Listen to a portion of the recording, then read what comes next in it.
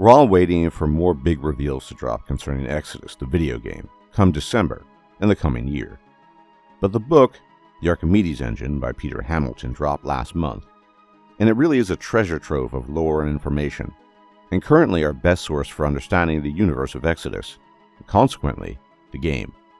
To be fair, I've not yet finished it, but combining the things I have read in the book along with all the snippets of information that have dropped over time from Archetype Entertainment, I thought some exposition on one of the main themes in the forthcoming game would be welcome. This theme is, in itself, nothing new, as it is the theme of alien versus human, but it contains several nuanced elements that you typically won't find in a science fiction setting, all of which are deeply tied to the bedrock of the setting of Exodus.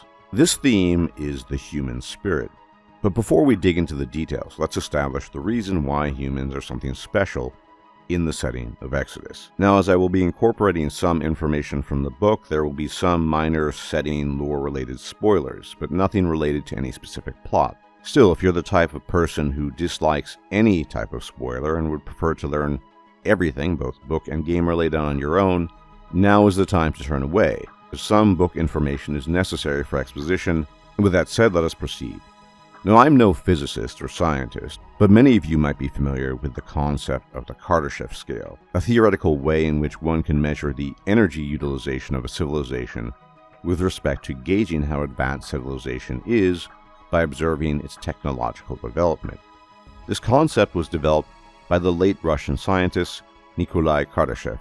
Civilizations are measured on a 0 to 3 scale, where the numbers up to 3 indicate ever more complex technological development.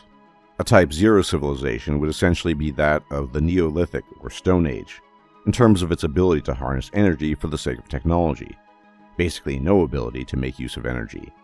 And we Homo sapiens in our current incarnation lie at around 0.7276 based on the calculations of people much smarter than I am, which is still, all things considered, immensely primitive. A Type 1 civilization can utilize all the potential energy of the planet it inhabits. A Type 2 can make use of a star's energy directly, typically via a so-called Dyson sphere, a hypothetical construction built around a star to collect its solar energy. And a Type 3 civilization can capture all the energy sources in the galaxy, including such phenomena as black holes. Now, why am I talking about this?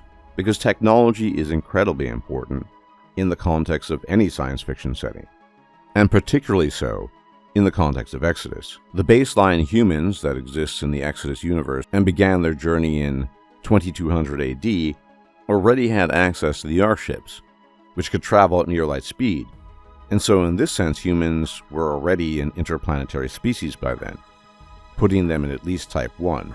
And this says nothing of their genetic technology, which was already quite advanced in the 23rd century, and clearly accelerates greatly millennia later, something we have no scale for directly. Later on, these humans evolve further, reaching their seeming apogee in the form of the Elohim Celestials, and their technologies, such as the Archimedes Engine, which allow for the movement of planets into so-called Goldilocks zones, habitable areas that allow for life, as well as the gates of heaven, which allow for safe and fast travel between star systems, and allow ships to instantly accelerate to 99.999% of the speed of light. Based on the evidence presented in media and in the book, it appears that the Elohim were the only Celestials to ever achieve a veritable Type 2 civilization in terms of technology, and it's known that they are no longer obviously present on the cosmic scene.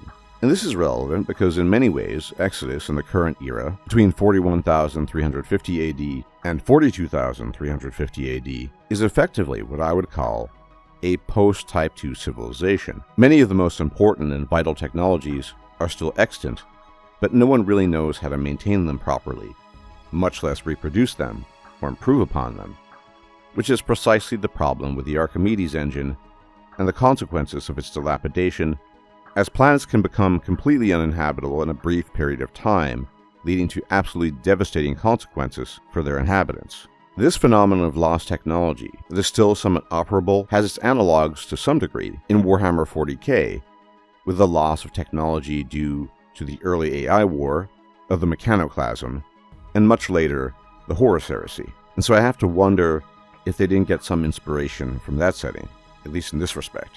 Current era Celestials do not truly understand how the most powerful of technologies devised by their predecessors work, but more importantly, some of them seem to lack the desire to even get to the point of learning how they work. Whilst there are many different celestial species, the ones we have the most exposure to, both in the book and in media presented to us thus far, have been the Imperial Celestials of the Crown Dominion. And not coincidentally, they are the Celestials we know the most about. And I suspect these are likely the type of Celestials we'll have the most to do with once the game comes out. The entirety of their civilization is predicated on the maintenance of stability and preventing change. And this ethos is not just cultural or social, it's baked into their very biology. Such Celestials have achieved effective immortality via something called the Mind Line, which refers to the preservation of the mind and memories of one Celestial who takes on a new physical host body, typically with a parent taking over the body of one of their children, in order to persist in perpetuity. The entirety of their society is built around this procedure, seeking out optimal hosts in the form of one's own children, with some offspring competing against each other fiercely, and sometimes even violently, for the honor of being the host to the Mind Line.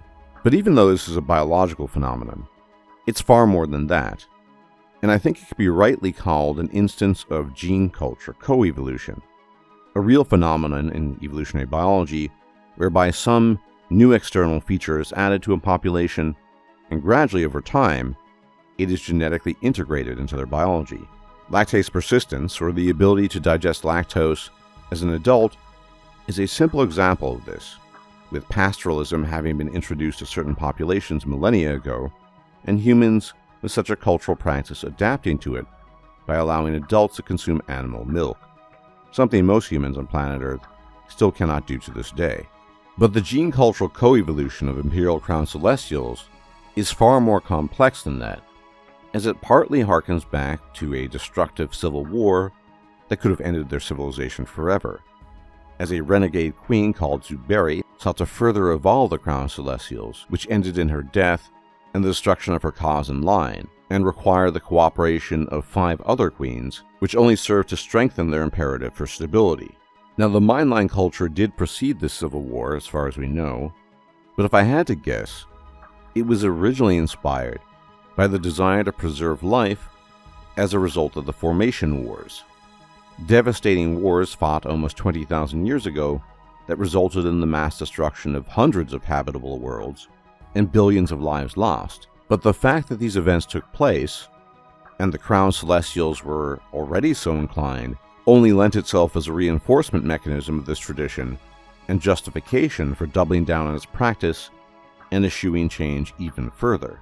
Now compare that with humans in this setting, that in the best case scenario are relegated to 2 worlds in this system, Gondiar and Anusha, and are completely subordinate to Celestials. Humans don't have independence, and in some celestial dominions would be instantly killed, so the incentive for freedom is much greater, but so too is their flexibility. In many ways, humans can only improve on their situation in Centauri, which sets the tone and friction between them and the Celestials we've encountered thus far, and gives us the reason why some of them do not favor stability and tradition the same way. The Imperial Crown Celestials have a lot to lose. The humans have only to gain. In this sense, the motivations of humans are very much situational, and as I intimated just before, not all humans have this drive for independence, something demonstrated in the book.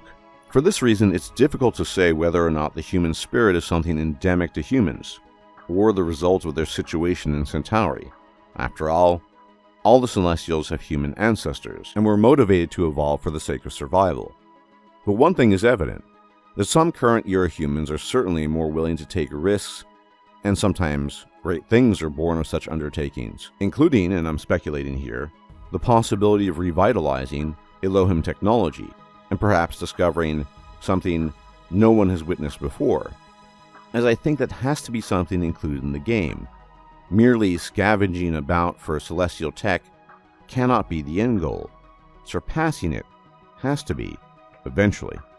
With all that said, it's hard not to be sympathetic to the Imperial Crown Celestials on some level, as their civil war, and the destructive formation wars are part of living memory for them. And I think humans would value stability too if something like that happened to them. Indeed, the predecessor to the European Union was formed in the aftermath of World War II to prevent further conflict in Europe after two devastating global conflicts. So ultimately, I think it comes down to the situational. Either way, I think that the theme of the human spirit willing to take on risk and adversity will be a persistent one throughout the game and setting, contrasted with the relative complacency of the Celestials. And just like all of you, I'm looking forward to more content in Exodus. And a final caveat. It's entirely possible, and even likely, that other celestial species have very different practices and traditions, let alone biology, and this is evidenced in the book. So I hope we do get to find out more about celestial species other than the Crown Dominion Imperials in the future. And as always, thank you for tuning in. If you like my content and my takes, don't forget to leave a like, hit the bell icon to subscribe, leave a comment and share the video, and I'll check you out next time. Take care.